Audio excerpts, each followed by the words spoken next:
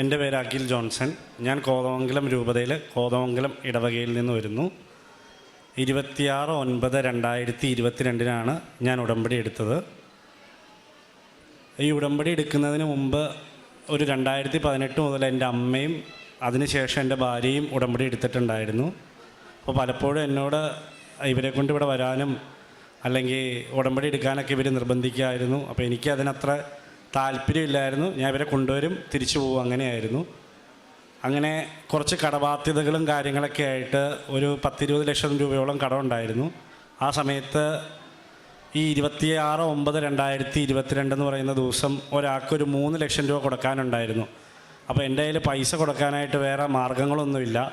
അയാൾ വീട്ടിലോട്ട് വരും, പ്രശ്നമാക്കും എന്നുള്ള രീതിയിൽ പറയുകയുണ്ടായി. അപ്പോൾ ഞാൻ ജോലി ചെയ്യുന്ന കോളേജിൽ നിന്ന് ഞാൻ ഹാഫ് ഡേ എടുത്തിട്ട് പുറത്തിറങ്ങിയിട്ട് ഇനി എങ്ങോട്ട് പോകണം, എന്ത് ചെയ്യണമെന്നൊന്നും അറിയില്ലായിരുന്നു. മൊത്തത്തിലാകെ ഒരു കൺഫ്യൂഷനായിട്ട് നിൽക്കുമ്പം എനിക്ക് മനസ്സിൽ തോന്നി എന്നാൽ കൃപാസനം വരെ പോകാമെന്ന് കരുതി. അപ്പോൾ ഞാൻ കാക്കനാടാണ് ജോലി ചെയ്തുകൊണ്ടിരുന്നത്.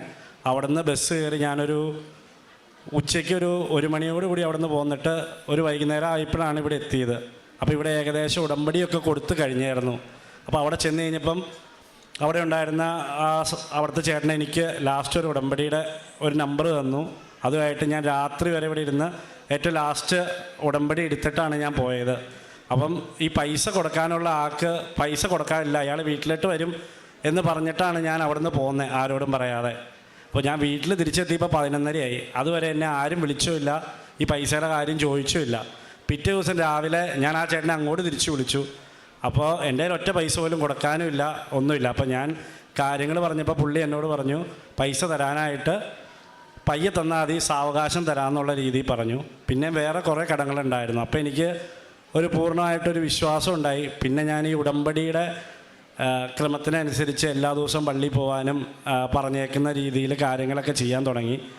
അപ്പോൾ പയ്യെ ജീവിതത്തിൽ മാറ്റങ്ങളൊക്കെ വന്നു തുടങ്ങി. പക്ഷേ ഈ ജോലി സംബന്ധമായിട്ട് ഒരു ചെറിയ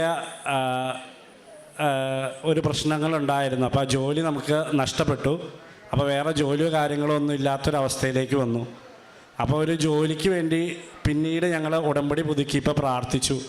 ഉടനെ അതുകൂടാതെ ഇത്തരം കടബാധ്യതയും പ്രശ്നങ്ങളൊക്കെ ഉള്ളതുകൊണ്ട് ഞങ്ങൾ 2 ആൺപിള്ളേരെ വീട്ടിലുള്ളൂ. അപ്പോൾ ചെറുപ്പം മുതൽ ഈ ഓരോരോ പ്രശ്നങ്ങൾ നമ്മൾ ഉണ്ടാക്കുമ്പം അമ്മ വീട്ടിൽ പറയുമല്ലോ, ഇവിടെ നിൽക്കണ്ട, നിനക്ക് ഭാര്യയും കൊച്ചൊക്കെ ആയി, നീ മാറി വേറെ താമസിക്കാനുള്ള കാര്യങ്ങൾ അങ്ങനെയൊക്കെ നോക്കാൻ പറയുമായിരുന്നു. അപ്പോൾ എന്നെ സംബന്ധിച്ച് അത് അത്ര വലിയൊരു വിഷമോ കാര്യങ്ങളൊന്നും അല്ലായിരുന്നു. പക്ഷെ ഭാര്യയ്ക്ക് അങ്ങനെയൊക്കെ കേൾക്കുമ്പോൾ ഉള്ളിൽ നല്ല വിഷമവും സങ്കടമൊക്കെ ഉണ്ടായിരുന്നു. അപ്പം ഞാൻ ഇവിടെ ഉടമ്പടി 2ാമത് പുതുക്കാൻ വന്നപ്പം ഞങ്ങൾക്കൊരു വീട് വേണമെന്ന് ആഗ്രഹിച്ച് അതും പ്രാർത്ഥനയിൽ എഴുതിയിട്ടുണ്ടായിരുന്നു. പക്ഷെ ഞങ്ങളുടെ കയ്യിൽ വേറെ പൈസയോ വീട് പണിയാനായിട്ടുള്ള ഒരു കാര്യങ്ങളോ ഉണ്ടായിരുന്നില്ല. ഈ കടങ്ങളും പ്രശ്നങ്ങളുമായിട്ട് ഇരിക്കുമായിരുന്നു. അങ്ങനെ മുന്നോട്ട് പോയിക്കൊണ്ടിരുന്ന സാഹചര്യത്തിൽ ഭാര്യയുടെ അപ്പൻ്റെ അടുത്ത് ഞാനിങ്ങനെ ജോലിയും കാര്യങ്ങളൊന്നും ആയിട്ടില്ല, എന്താ ചെയ്യേണ്ടതെന്ന് അറിയില്ല എന്നൊക്കെ പറഞ്ഞ സമയത്ത് അപ്പന് കടയും കാര്യങ്ങളൊക്കെ ഉണ്ടായിരുന്നു. ആ കടയിൽ നിന്നോളാനും അവിടുത്തെ കാര്യങ്ങൾ നോക്കാനൊക്കെ സഹായിച്ചു. അങ്ങനെ കടബാധ്യതകളൊക്കെ ഒരു പരിധിവരെ ഈ അപ്പൻ പരിഹരിച്ചു തന്നു. മാത്രമല്ല ഞങ്ങൾക്ക് അപ്പൻ ഇങ്ങോട്ട് ഞങ്ങളോട് ചോദിച്ചു, നിങ്ങൾക്ക് വീട് നോക്കണ്ടോ, വീട് വാങ്ങിക്കാൻ താല്പര്യമുണ്ടോ എന്ന് ചോദിച്ചു. അപ്പം ഞാനപ്പം തമാശ പറയുന്ന രീതിയിലെടുത്ത് അങ്ങനെ പറഞ്ഞിട്ട് പിറ്റേ ദിവസം തന്നെ ഞങ്ങളെ കൊണ്ട് പോയി കുറേ വീടുകളൊക്കെ കാണാൻ പോയി. അങ്ങനെ ഒരു കുറച്ച് ദിവസം കഴിഞ്ഞപ്പം ഒരു 25 സെൻറ്റ് സ്ഥലം വാങ്ങിച്ച് അവിടെ ഒരു പെര പണിതു.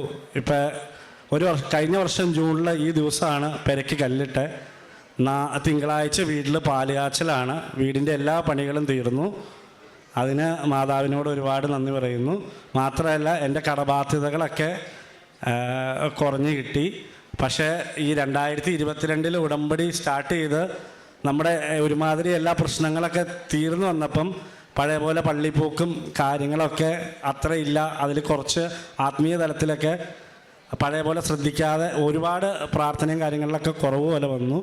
ഇനി പിന്നെ അതുമല്ല, എനിക്കിതൊക്കെ ആൾക്കാരുടെ മുമ്പിൽ വന്ന് പറയാനൊക്കെ ഒരു ചമ്മലും മടിയൊക്കെ ആയിരുന്നു.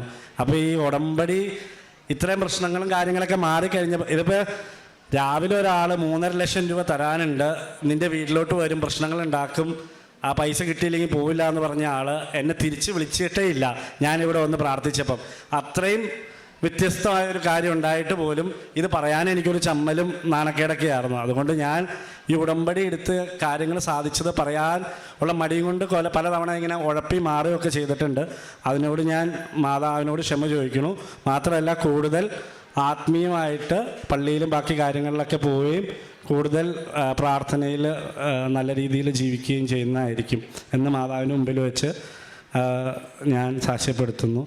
മാത്രമല്ല എനിക്ക് ഈ കടബാധ്യതയും കാര്യങ്ങളൊക്കെ വരാനായിട്ടുള്ളൊരു പ്രധാന കാരണം എന്ന് വെച്ചിട്ടുണ്ടെങ്കിൽ ഞാൻ കോളേജിൽ പഠിക്കുന്ന സമയം മുതൽ നമുക്ക് ഈ ഓൺലൈനിലുള്ള ബെറ്റിങ്ങുകൾ അല്ലെങ്കിൽ അങ്ങനെയുള്ള കാര്യങ്ങളൊക്കെ ഉണ്ടായിരുന്നു.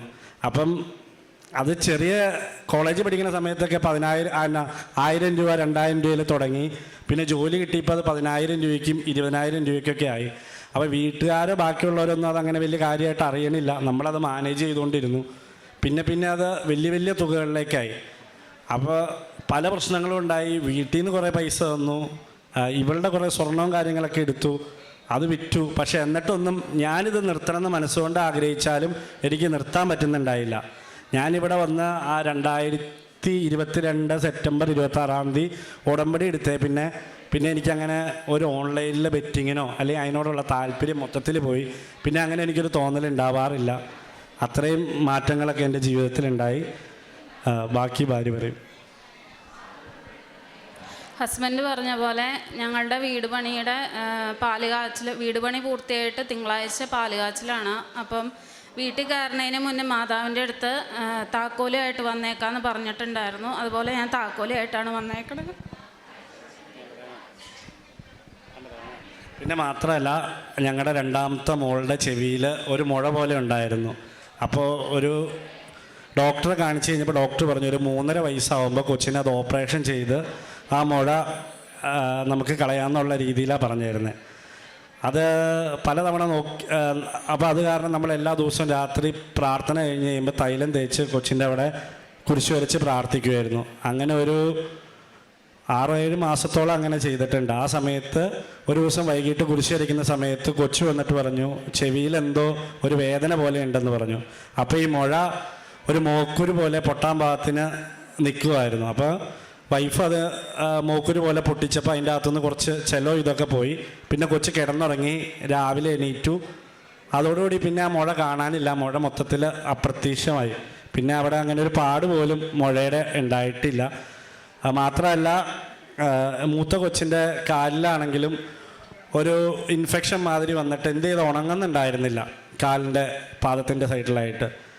അവനത് വീണ്ടും ഇങ്ങനെ ഇറിറ്റേഷനായിട്ട് മാന്തി പൊട്ടിച്ചുകൊണ്ടിരിക്കുകയായിരുന്നു. ഈ തൈലം തേച്ച് മാതാവിൻ്റെ അടുത്ത് പ്രാർത്ഥിച്ചു തുടങ്ങിയപ്പം ഇപ്പം അത് പൂർണ്ണമായിട്ട് ഉണങ്ങി. അവിടെ ആ ഒരു പാട് മാത്രമേ അവശേഷിക്കുന്നുള്ളൂ.